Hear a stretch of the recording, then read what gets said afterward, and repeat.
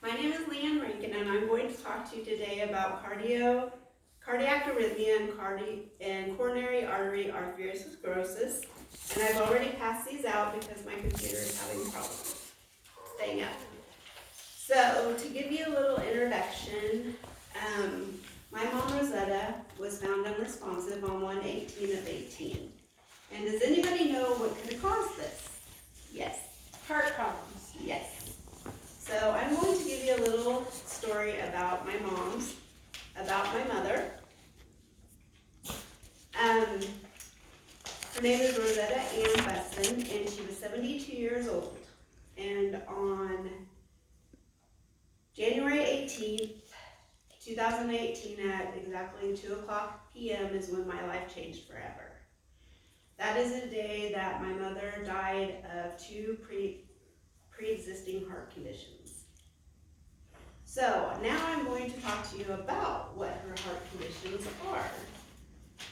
One is cardiac arrhythmia, and that is cardiac arrhythmia, which is the improper beating of your heart, whether it's irregular, fast, or slow.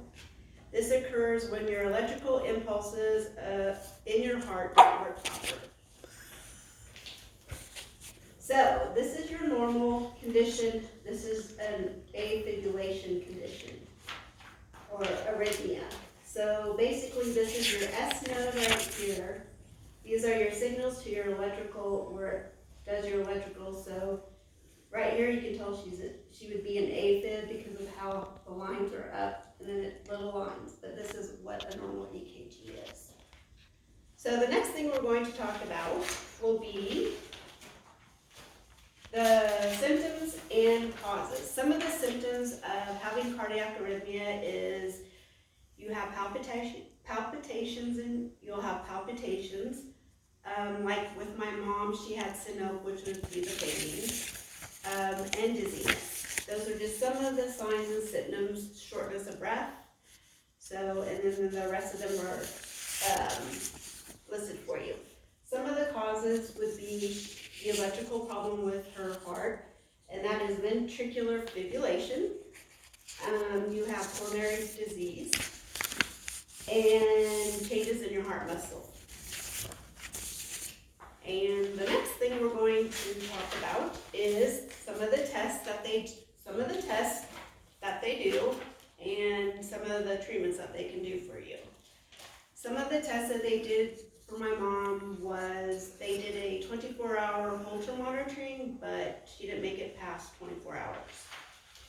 They do a treadmill testing where you run on the treadmill. They also do a tilt. They do a tilt where your head is up and then your body is down, and then they can tell. Those are just some of the tests that they can do for you. Some of the treatments that they give you are anti-arrhythmic drugs. They'll give you a calcium type drug, beta blockers. Devices are like pacemakers and an implantable cardioverter defibrillator. And sometimes they'll do a cardioversion ambulation. Those are just some of the things that you can do. Now, to go into what the next disease that my mom had.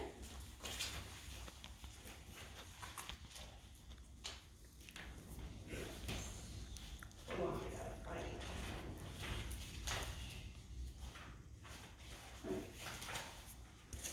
Oh, here. That one may not have it. Oh, all right. Coronary artery arteriosclerosis, and that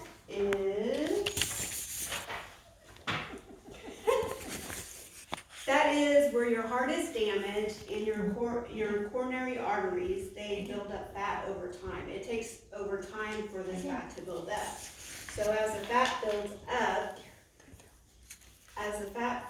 up, you have the plaque right here builds up, and then you eventually develop a blood clot. And then after you develop a blood clot, so it obstructs the flow into the artery, into the coronary artery. So what this does is it limited your blood flow to your heart, is what it did to my mom.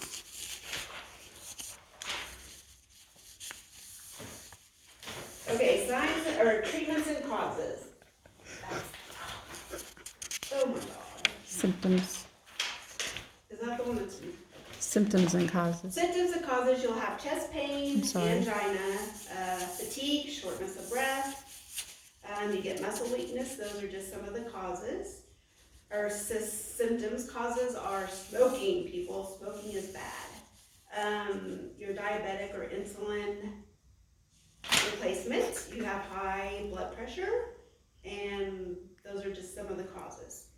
Some of the treatments that they can do for you is,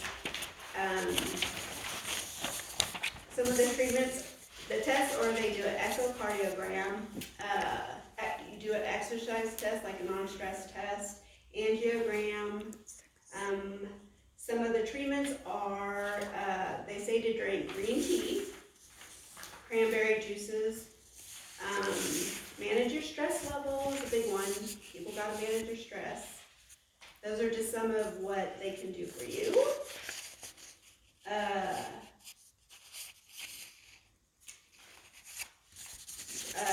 Statin, which is a cholesterol. And then the next part is how to prevent cardiac arrhythmia and how to prevent coronary artery arteriosclerosis. How to prevent it: stop smoking. Don't drink much alcohol. Intake your soda, limit. Control your stress. Eat healthy, exercise, diet daily, eat the right foods. It's almost the same as for the coronary artery arteriosclerosis, except for green tea, try to lose extra pounds, stress people, limited your stress. And then the next pages, this shows you, this is my EKG. This is what my EKG looks like. I have a normal sinus rhythm, I have non-specific T-waves, and then on the next page, this is my mother's EKG. This is the last pages of her on her Holter monitor. So the top part, she is in brachycardia up here, and then in the middle, this is her heartbeat. At the bottom, she's in BTAC, and she's having rapid ventricular response. Then on the next page,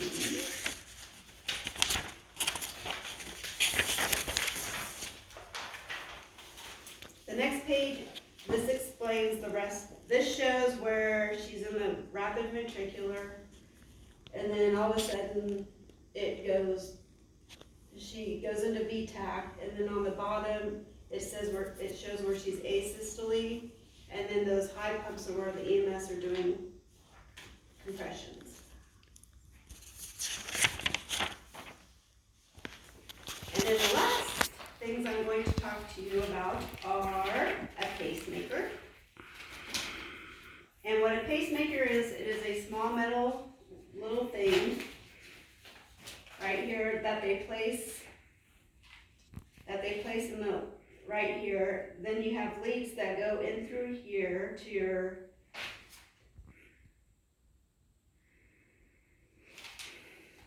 the leads go in here, so when your heart is in any abnormal rhythm, it doesn't shock you, it just knocks it back into rhythm. So then your heart goes back to being normal again, according to American Heart Association. And then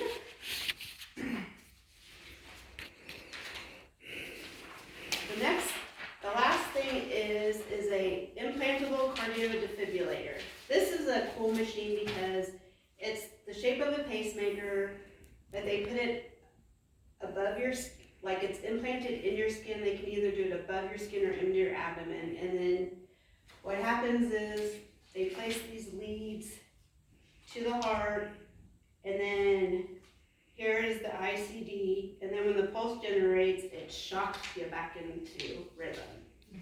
So that's what it does. So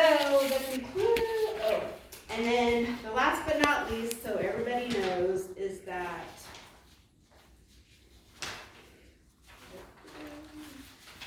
according to the Mayo Clinic, this doesn't just affect the old, it also affects us young people as well as the old people. You know, they say stop smoking, you know, exercise regularly, try to lower your intake on fats, salts, you know, fried foods to help you. The same as, you know, with the National Heart Lung Association, they say to lower your cholesterol, but all three of these resources say manage your stress. That is a big thing. So on that note,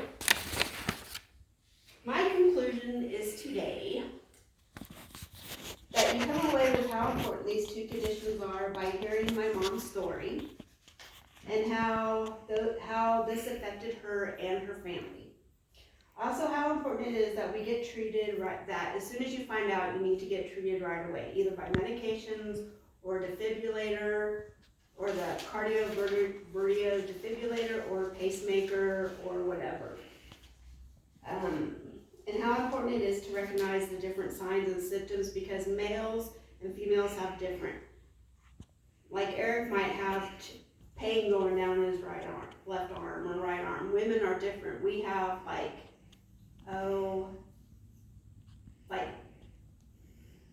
reflux or something. That's really not. You know, that means a woman's heart. And